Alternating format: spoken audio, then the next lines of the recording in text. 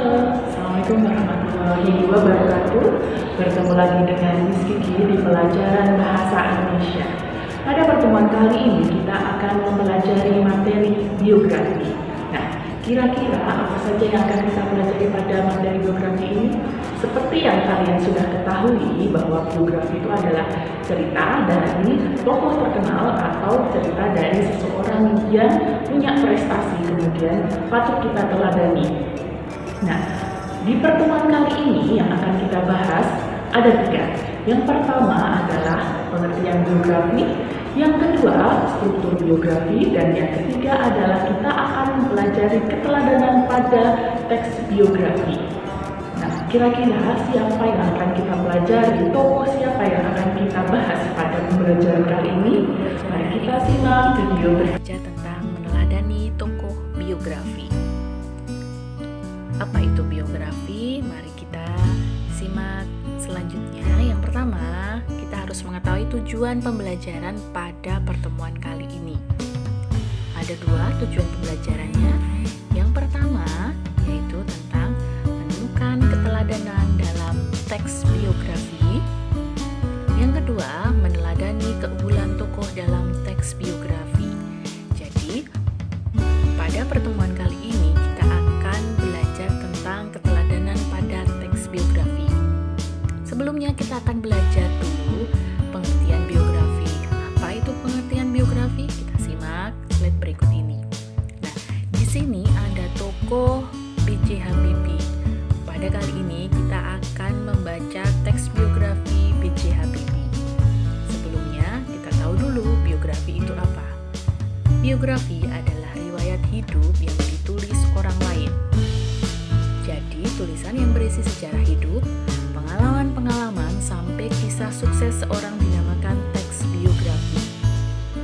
Umumnya, biografi menampilkan tokoh-tokoh terkenal, orang sukses, atau orang yang telah berperan besar dalam suatu hal yang menyangkut kehidupan banyak orang. Jadi, teks biografi adalah teks yang bercerita tentang sejarah hidup tokoh terkenal biasanya. Nah, kali ini kita akan belajar teks biografi dengan Bapak B.J. Habibie. Selain biografi, ada yang dinamakan autobiografi. Nah, autobiografi sendiri adalah biografi yang ditulis oleh seorang tokoh tentang perjalanan kehidupan pribadi yang dialaminya. Umumnya ditulis dimulai dari masa kecil sampai waktu yang ditentukan oleh penulis itu sendiri. Jika dalam biografi yang menulis tentang riwayat hidupnya adalah orang lain, maka dalam autobiografi adalah yang menulis penulis itu sendiri. Jadi penulis menceritakan tentang dirinya sendiri. Itu perbedaan biografi dan autobiografi. Selanjutnya kita akan belajar tentang ciri biografi. Jika itu dinamakan teks biografi, maka dia harus mempunyai ciri-ciri berikut ini. Yang pertama, isi teks biografi menceritakan kisah atau perjalanan hidup seorang tokoh. Jadi, namanya biografi, dia adalah cerita tentang kisah perjalanan hidup seorang tokoh. Tokoh tersebut adalah tokoh yang dapat diteladani, yang biasanya dia mempunyai prestasi yang bisa dicontoh oleh banyak orang. Selanjutnya, teks biografi disajikan mengikuti pola tertentu yang didasarkan pada alur cerita, khususnya alur maju, sudut pandang penceritaan, gaya penulisan dan fokus penceritaan, serta penggunaan bahasa. Jadi dalam teks biografi, alur yang dipakai adalah alur maju, kemudian dia mempunyai sudut pandang atau point of view penceritaan. Kemudian gaya bahasa dan penggunaan bahasa biasanya penulis sesuaikan dengan sasaran yang akan membaca teks biografi tersebut.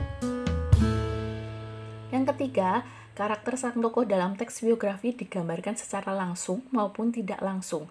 Artinya, dia bisa digambarkan dengan mengemukakan secara karakter ataupun ada dialog yang dalam teks biografi tersebut. Nah, ini ada struktur teks biografi, ada 3. Yang pertama adalah orientasi. Orientasi seperti kita tahu bahwa orientasi adalah pengenalan. Dalam teks biografi, pengenalan itu berupa latar belakang, awal cerita siapa, kapan, di mana, dan bagaimana tokoh tersebut. Setelah kita menulis orientasi, maka kita akan beralih pada kejadian penting. Kejadian penting ini hubungannya dengan rangkaian peristiwa secara kronologis, urutan utama kejadian yang dialami tokoh.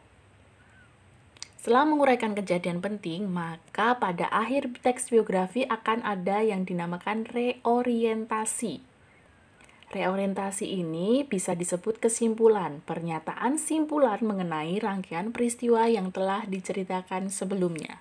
Setelah kita tahu tentang pengertian, kemudian ciri dan struktur, maka kita akan belajar bagaimana kalian mencari keteladanan pada teks biografi. Nah, sebelumnya kita akan tahu dulu apa itu keteladanan. Kata keteladanan berasal dari kata dasar teladan yang berarti perbuatan, barang, dan sebagainya yang dapat ditiru atau dicontoh. Sedangkan keteladanan berarti hal-hal yang dapat ditiru atau dicontoh. Jadi, nanti kalian akan mencari tentang perbuatan yang dapat dicontoh pada tokoh teks biografi yang akan disajikan pada pembelajaran hari ini. Nah, bagaimana caranya? Caranya adalah bacalah dengan sungguh-sungguh biografi tersebut. Yang kedua, catatlah hal positif dari tokoh tersebut. Kemudian catatlah karya yang dihasilkan. Selanjutnya, yang terakhir adalah catatlah pengalaman-pengalaman sang tokoh. Kali ini kita akan meneladani tokoh B.J. Habibie. Mungkin kalian sudah tahu siapa B.J. Habibie tersebut. Nah, pada pembelajaran kali ini, kalian harus membaca teks biografi yang telah disajikan pada video berikut ini. Nah, setelah kalian membaca teks biografi B.J. Habibie, yang kalian lakukan adalah menjawab pertanyaan berikut ini untuk mencari keteladanan teks biografi pada tokoh B.J. Habibie. Yang pertama, dari teks biografi tersebut, jawablah pertanyaan berikut. Yang pertama, siapakah B.J. Habibie? Kedua, keteladanan apa yang patut dicontoh dari beliau? Dijelaskan secara rinci. Kemudian yang ketiga, tuliskan pengalaman hidup beliau yang paling menarik menurut kalian. Sudah tahu kalian tentang apa itu biografi, kemudian tokoh siapa yang akan kita ulik, kita pelajari tentang keteladanannya dalam biografinya. Nah, setelah kalian menyimak video ini, setelah kalian membaca teks biografi pada video ini, silakan kalian mencari keteladanan yang ada pada tokoh biografi yang sudah kita perbincangkan pada materi berikut ini. Kemudian setelah kalian menemukan, kalian tuliskan pada lembar kerja kalian dan kirim di Google Classroom kelas 10 PGM dan GAD. Selamat mengerjakan, selamat belajar, sampai bertemu di pertemuan berikutnya. Wassalamualaikum.